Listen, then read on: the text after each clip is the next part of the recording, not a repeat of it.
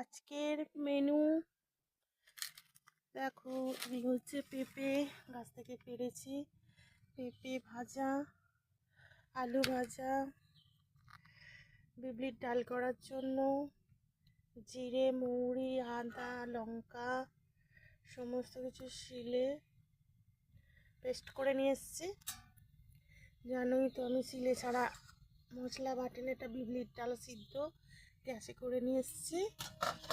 চলো, জল গরম হয়ে গেছে, পেঁপে আলুটা সিদ্ধ বসিয়ে দিই, আবার পরে ভিডিও বানাবো। ওকে, আলু ভাজা পেঁপে ভাজা রেডি, বিউলির ডাল ফুটছে, ভাতটা বসাবো। বিউলির ডাল একটু পাতলা জল টাইপের করলে ভালো হয়, কিন্তু ঘন হয়ে গেছে। চাক কে খেতে চাও চলে এসো। কাটে ভাজা তো একটু